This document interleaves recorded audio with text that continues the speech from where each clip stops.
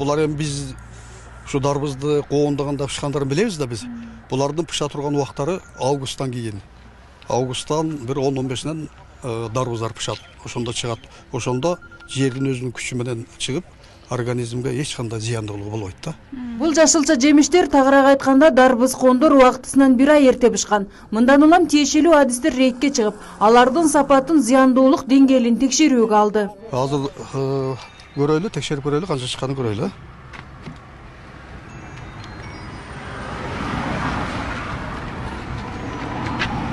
Канча? 60 чыгыш керек, нормадагысы 60 чыгыш керек, 60 грамм. Чындыгында фактически 132 грамм чыгып атат да. Ошондо буда экесе дарысы көп. Дары менен пышырган. Экесе көп дарынын содержаниясы. Дарбыз коңшу Өзбекстандан келет. Ал эми Тажикстандан алынып келинет деген анделектерде дагы ченеминен жогору өлчөмдө дары кошулуп бышканы белгилүү болду. Азыр көрөйлү азыр. Ар бир продуктунун өзүнүн немеси бар. Нормасы көргөзүлгөн. Мына аппарат соя кисеген аппарат берилген. Ар бир кызматкерде бар да. Нормасы 90 болуш керек. Нормасы 90. Азыр салабыз мына. Допустимый коэффициент. Норма. Бул канча секунд 151.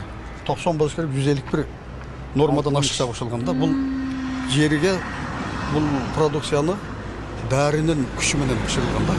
Бул адамдын организмине өзүнүн зыянын берет. Ошон үчүн жана кайрылуу ушу элибизге дагы кайрылам да. Азыркы убакта шашпастан, азыркы убакта керек болсо албаш керек болот.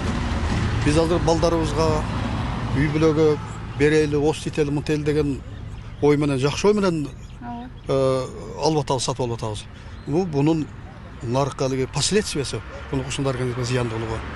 Адистердин айтымында жер жемишке кошулган дары азот кислота болгондуктан адамдын организмине кирген соң алгач ич өткөгө оорусун пайда кылат. Ал эми 4-5 саат өткөн соң башы ооруйт. Ошентип бул зыяндуу зат адам организминде топтолуп отуруп, адам рак, кант диабети оорусуна кабылат. Аялдар төрөттөн калса, эркектерди тукумсуздукка чейин жеткирет.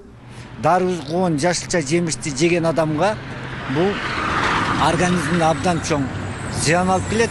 Ал акырындык менен барып адамды ырак оорусуна алып келиши ыктымал. Анын үстүнөн эң коркунучтуусу бул азыр жаш балдарга.